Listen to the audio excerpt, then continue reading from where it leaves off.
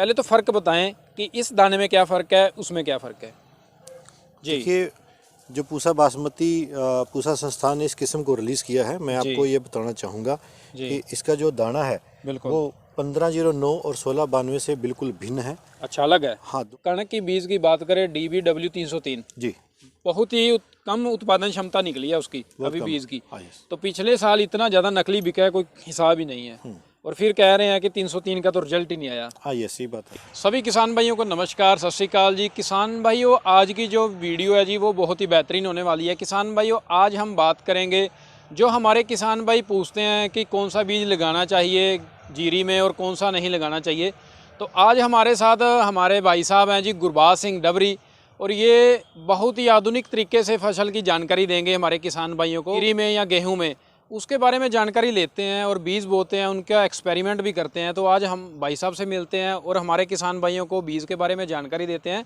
तो जो किसान भाई हमारे नए आए हैं वो हमारे चैनल को सब्सक्राइब करें और हमारे फेसबुक पेज को फॉलो जरूर करें। तो भाई साहब नमस्कार जी। नमस्कार भाई साहब, सर नमस्कार। क्या हाल चाल है जी? बहुत बढ़िया।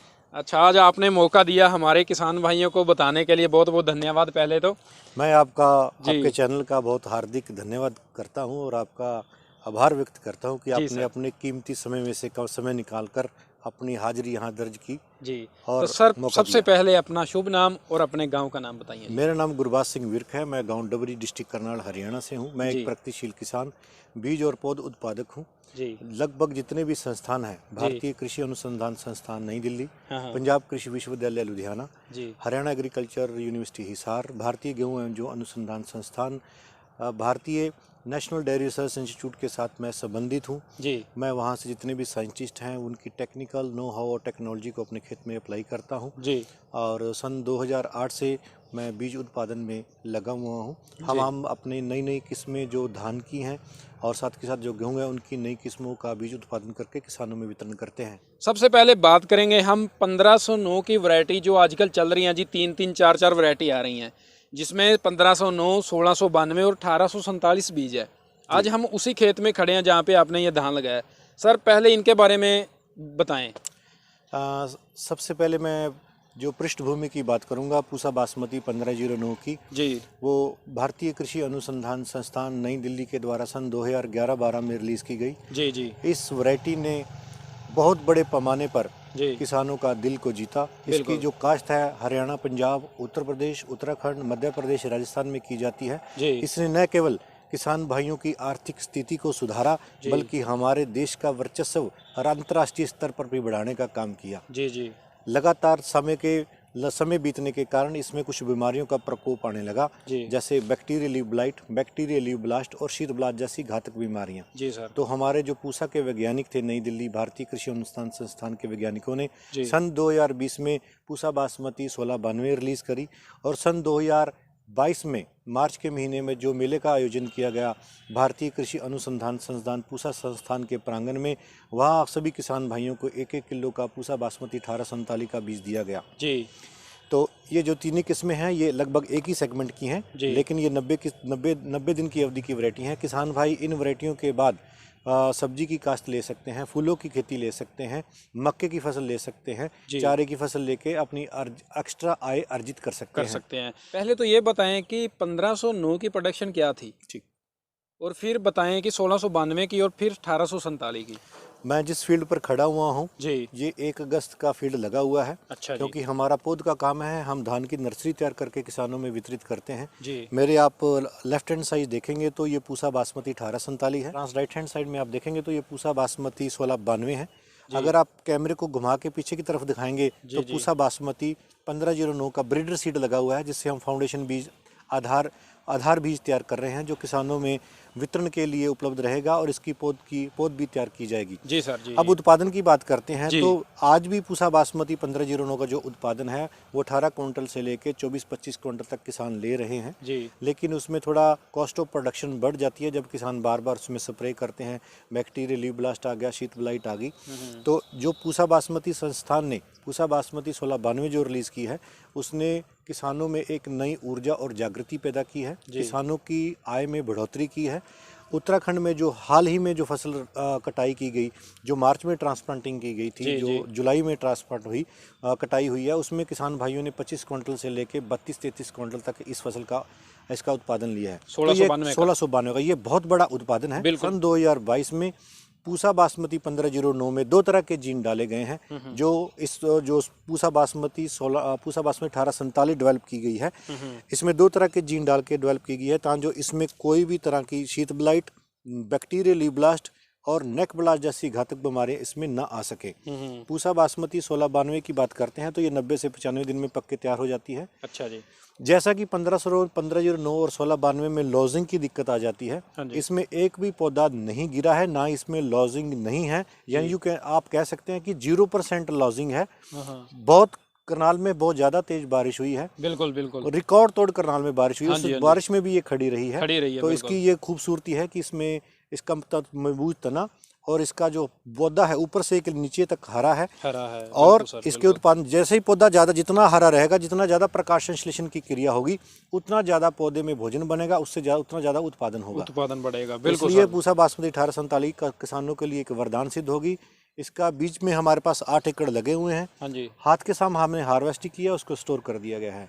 तो सर जैसे हम बात करें 1509 के ये 2 बीज हैं जो 1692 और 1847, सबसे टॉप पे तो मेरे हिसाब से फिर ये 1847 है। मैं तो आप फील्ड में खड़े हुए हैं, कैमरा आपके पास है, मैंने सभी फील्ड आपको दिखा दिए हैं। बिल्कुल, मैंने कंपैरिजन कर दिया है, तुलना कर दी है मैंने तीनों किस्मों की, पूसा बासमती 1509, 1692 और 1847 का। तो किसान भाइयों देख सकते हो, कैमरे में आप देख सकते हो इतना ज़्यादा फर्क है। ये तो है जी, जो मैं ये उंगली दिखा रहा हूँ, ये जहाँ सर खड़े हैं ये 1847 है, ये 1692 है और ये सबसे ज़्यादा पकी हुई है, ये 1509 है।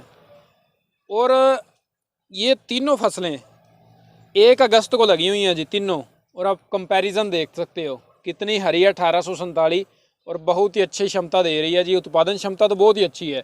जो किसान भाइयों ने लगाई है वो एक बार कमेंट करके ज़रूर बताएं कि कैसी क्षमता रही है। हम 1847 की बात करें जी, तो हमारे किसान भाई ये भी सोचेंगे कि लगाने के बाद इसमें कोई बीमारी तो नहीं आती जब ये लास्ट पे स्टेज पे आ जाती है, और कितनी स्प्रे होती हैं इस पे? जैसा कि मैंने आपको आरंभ में ये कहा कि पूसा बासमती 1509 में 2 तरह के जीन डाल के इस वैरायटी को विकसित किया गया है जी। इस वैरायटी में बैक्टीरियल लीफ ब्लाइट, झुलसा रोग नहीं है और ना इसमें ब्लास्ट की दिक्कत है और ना इसमें शीत ब्लाइट का प्रकोप आता है जी सर। इसका मुख्य उद्देश्य वैरायटी को रिलीज करने का यह था कि किसान की जो उत्पादन लागत है उसको कम किया जाए और उसके मुनाफे को बढ़ाया जाए। तो ये वैरायटी किसानों के लिए वरदान सिद्ध होगी। इसमें सिर्फ हमने 2 स्प्रे हल्के हल्के दिए हैं। पहला स्प्रे हमने टेबुकेनाजोल प्लस अजैक्सिस्ट्रोबिन का दिया है और जो दूसरा स्प्रे हमने दिया है एमिस्टार टॉप का दिया है। मात्र 2 स्प्रेयों में ये आप देख सकते हैं सारे का सारा हरा खेत खड़ा हुआ है। और करनाल में पीछे 2.5 महीने हो गए, इतनी ज़्यादा बारिश पड़ी थी कि कोई ये नहीं कह सकता था कि कोई जीरी बचेगी, पर आपके सामने है जी। ये देखो 1847 और 1692 कितना फ़र्क है। जितनी हरी रहेगी उतना ज़्यादा उत्पादन बढ़ेगा। तो सर बात आएगी अब जो किसान भाई 1847 का जो आप ये लगा रहे हो, धान वगैरह लगाया आपने, किसान भाइयों की ज़रूरत होती है कि बीज अच्छी क्वालिटी का मिले और शुद्ध मिले, क्योंकि 1847 में बीज बना के 1509 और 1692 का बेच रहे हैं। तो आप आज जैसे लगी हुई है फसल, पहले तो फ़र्क बताएं कि इस दाने में क्या फ़र्क है, उसमें क्या फ़र्क है जी। देखिए, जो पूसा बासमती पूसा संस्थान ने इस किस्म को रिलीज़ किया है, मैं आपको ये बताना चाहूँगा कि इसका जो दाना है वो 1509 और 1692 से बिल्कुल भिन्न है। अच्छा, अलग है? हाँ, दोनों अलग हैं। अच्छा जी। पूसा बासमती 1509 का जो दाना है वो लगभग लंबा है। अच्छा। और जो पूसा बासमती 1692 का जो 92 का है उसमें भी वो भी लंबा है, लेकिन उसमें थोड़ा नोक निकली हुई है। और जब आप पूसा बासमती 1847 की बात करेंगे, हालांकि ये बीज अपनी परिपक्व अवस्था में पूरी तरह से नहीं आया है जी। इसके पीछे देखेंगे आप, एक मूछ है, देश तूड़ल जिसको बोलते हैं, जैसे मुच्छल PB1 होती है, हाँ जी, वैसा है। और साथ के साथ इसके इस दाने में थोड़ा घुमावपन है। आप देखेंगे इसका जो दाना है वो घुमाव में है, जैसा कि 11-21 के साथ ये मेल खाता है। ये इसकी सबसे बड़ी करैक्टरिस्टिक है जो इसको 1509 और 1692 से भिन्न करती है। किसान भाई बीज खरीदते समय ये ध्यान रखें कि अगर बीज में घुमावपन है, पीछे छोटी पूंछ भी है, तो ये पूसा बासमती 1847 है। अन्यथा बीज न खरीदें, क्योंकि उसमें किसान भाइयों को धोखा हो सकता है।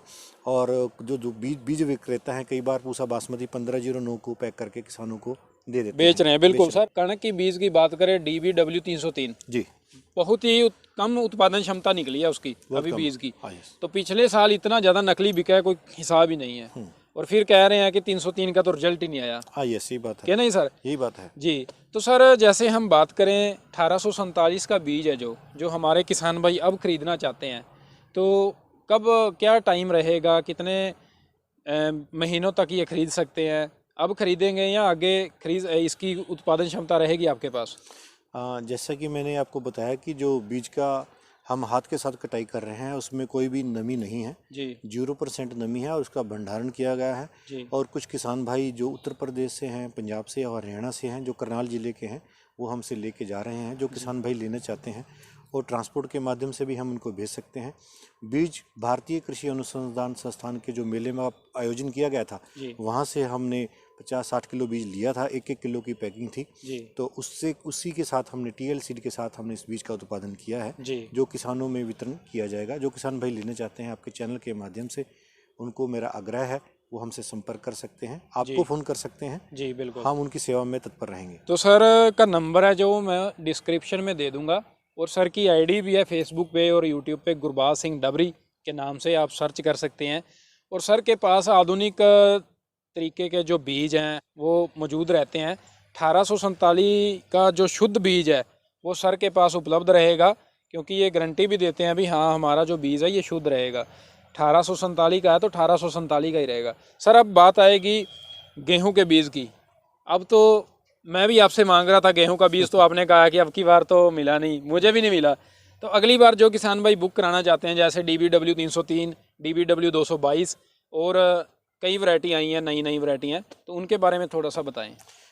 देखिए, ये जो किस्में हैं भारतीय गेहूं एवं जो अनुसंधान संस्थान की तरफ से DBW 303, जी इसका आज भी जो बीज है वो पूर्ण रूप से शुद्ध बीज मार्केट में उपलब्ध नहीं है। जी बिल्कुल। मैं किसान भाइयों को ये संचेत करना चाहता हूँ जी कि कृपया केवल सरकारी दायरों से ही बीज लें जी या किसी रजिस्टर्ड फर्म से ही बीज लें, जी अन्यथा बीज न लें। जी सर। अगले साल आपको बीज अच्छी तरह से इसका उपलब्ध हो जाएगा। जी दूसरी बात मैं ये कहना चाहूँगा कि जो किसान भाई अगेते में गेहूं की फसल लेना चाहता है, बिजाई करना चाहते हैं, उसके लिए हमारे पंजाब कृषि विश्वविद्यालय लुधियाना की तरफ से एक बहुत अच्छी वैरायटी रिलीज़ की गई है, PBW 826। जी ये एक ऐसी किस्म है जो 3 साल लगातार राष्ट्रीय स्तर पर ट्रायलों में रही जी और राष्ट्रीय स्तर पर इसने इतना ज़बरदस्त परिणाम दिया कि सभी परिणामों में ये प्रथम स्थान पर आई, सभी वैरायटियों को बीट करके आई है। अच्छा इसमें हीट टॉलरेंस की जो शक्ति है वो बहुत ज़्यादा है। जी इसके दानों का जो 1000 दाने हैं उसका 44 ग्राम के आसपास वेट है। इसके उत्पादन देने की क्षमता जो सी है वो 24 क्विंटल से लेकर 28 क्विंटल तक आंकी गई है। जी जिस किसान भाइयों को मिल गया है वो लगाएं। और इसी के साथ साथ अगेते में पंजाब कृषि विश्वविद्यालय के द्वारा PBW 725, PBW 343 और DBW 303, DBW 222 का चुनाव जरूर करें। जी जी। और गेहूं के बीज की बात करें, अब आपके पास कोई गेहूं का बीज उपलब्ध है या नहीं? फिलहाल हमारे यहाँ, क्योंकि हम सितंबर से बीज वितरण कर रहे थे, जी तो डिमांड ज़्यादा होने के कारण, शुद्धता के कारण किसान भाई सभी ले गए हैं। जी अगले साल हमारे पास भरपूर बीज होगा। जो जी। किसान भाई लेना चाहते हैं वो हमसे संपर्क कर सकते हैं। जी जी सभी किस्मों का बीज होगा। नई वैरायटियां तो होंगी, जी साथ में पुरानी वैरायटियां भी जो बहुत अच्छा परफॉर्म कर रही हैं, जिनका उत्पादन अच्छा हमने लिया हुआ है और दूसरे किसानों के फील्ड पर भी वो अच्छा उत्पादन लेगी, जिसमें लॉजिंग की दिक्कत नहीं होगी, किसी में बीमारी का प्रकोप नहीं होगा। बिल्कुल। वो वैरायटियों का बीज तैयार करके किसानों की सेवा में हमेशा वितरण के लिए तैयार रहेगा। और शुद्धता की गारंटी होगी। शुद्धता, जितने भी बीज हमारे हैं वो हमारे ब्रीडर से तैयार किए हुए हैं। बिल्कुल सर। हमारे पास बिल्कुल। एक किसान भाइयों का जो प्रश्न आता है जी सेम वाली जमीनों के लिए, जी जो कलर वाली जमीनें, जो लवणीय और क्षारीय हैं, जी जिसको हम ऊसर जमीनें बोलते हैं, उनके लिए मेरा एक संदेश है कि KRL 210, KRL 283 का चुनाव करें। जी भारतीय केंद्रीय मृदा लवणता अनुसंधान संस्थान, जहां हम वीडियो शूट कर रहे हैं, जी यहाँ से मात्र 1 किलोमीटर की दूरी पर ये संस्थान है। जो ये किस्में विकसित की गए हैं, ये आपके जहाँ पानी खारा है, पानी में शोरे की मात्रा ज़्यादा है, जी जहाँ ज़मीनें कलर है, वहाँ पर ये किस्में सोना उगाने का काम करती हैं। बिल्कुल बिल्कुल। लवणीय और इशारी भूमि में किसान भाई 15 से 18 क्विंटल इसका उत्पादन ले सकते हैं। अच्छा। और सामान्य भूमि में 20 क्विंटल से लेकर 24 क्विंटल तक KRL 210, KRL 283 का उत्पादन ले सकते हैं। जो किसान भाई पनीरी की आवश्यकता हो, वो तकरीबन यूपी के जो हमारे किसान भाई अप्रैल में बोते हैं जीरी, और उनके लिए भी पनीरी उपलब्ध रहेगी। तो सर कौन सी पनीरी उपलब्ध होती है अपने पास? हमारे पास वैसे तो हम 15 मई से देनी शुरू कर देते हैं जी हमारे पास 15 मई से पूसा बासमती 1509, जी। पूसा बासमती 1692। अच्छा इस वर्ष पूसा बासमती 1847 की पनीरी भरपूर मात्रा में उपलब्ध रहेगी, जी जो 10 अगस्त तक उपलब्ध रहेगी। जिन किसान भाइयों को बीज नहीं मिलेगा वो हमारे से पनीरी लेके भी अपने बीज का उत्पादन कर सकते हैं। प्याज की खेती आ रही है जी, उसके बारे में भी थोड़ा बताएं। पनीरी कौन सी रहेगी? प्याज की खेती की जो बात करते हैं जी सर। हमारे पास 1 एकड़ के आसपास उसकी पनीरी तैयार करेंगे, जी जिसमें हमारे जो अंतर्राष्ट्रीय बाग मिशन नासिक वाले की जो किस्में हैं L28 और NHRDF 4 नंबर जी और हरियाणा ओनियन 3, ये जी 3 किस्मों का हम बीज पनीरी तैयार करेंगे। जो किसान भाई लेना चाहते हैं वो हमसे संपर्क कर सकते हैं। जी और इसी के साथ साथ हमारे पास जो बीज जो पौधा है, अब जी की बार ये भी आपके चैनल के माध्यम से कहना चाहूँगा कि हम 15 अप्रैल के आसपास जो करनाल के साथ सटा हुआ उत्तर प्रदेश का हिस्सा है जी उनके लिए 15 अप्रैल को पौध तैयार करके देंगे। जी जी जी। धान की पूसा बासमती 1509 और 1692 और 1847। तो बहुत ही अच्छे तरीके से सर आपने जानकारी दी हमारे किसान भाइयों को। बहुत बहुत धन्यवाद सर आपका, क्योंकि आपने इतने अच्छे तरीके से जानकारी दी, इतने अच्छे से कोई देता नहीं है जी। और बहुत ही शानदार तरीके के आपने बीज के बारे में आज बताया हमारे किसान भाइयों को। तो किसान भाइयों, जो हमने बीज की बात करी, किसी किस्म का बीज गेहूं का हो या धान का हो तो आप सर से ख़रीद सकते हैं। गुरबाज सिंह डबरी सर का नाम है और अच्छे तरीके के बीज, शुद्धता की गारंटी है जी, शुद्धता की फुल गारंटी देते हैं। जो बीज कहा दिया तो वही बीज निकलेगा। तो जो नीचे स्क्रीन के और डिस्क्रिप्शन में जो नंबर चल रहा है, सर से जानकारी लें। यदि किसी भी फसल के बारे में जानकारी लेनी हो बीज लेने के बाद, तो वो भी सर आपको बता देंगे कौन सी स्प्रे करनी चाहिए कौन सी नहीं, क्योंकि उत्पादन क्षमता और बढ़ती है अच्छे तरीके से बताया गया हो तो किसानों को। तो बहुत बहुत धन्यवाद सर आपका। तो जल्दी ही मिलते हैं किसान भाइयों किसी नेक्स्ट वीडियो में। आज की वीडियो में इतना ही, आपको कृषि जो बीज है उसके बारे में बताया। तो हमारे जो किसान भाई नए देख रहे हैं हमारी वीडियो, वो हमारे चैनल को सब्सक्राइब करें और हमारे फेसबुक पेज को फॉलो ज़रूर करें, ताकि नई से नई हमें किसान भाइयों के लिए वीडियो नई से नई लेकर आते रहें। तो बहुत बहुत धन्यवाद सभी किसान भाइयों को। जल्द ही मिलते हैं एक नई वीडियो के लिए।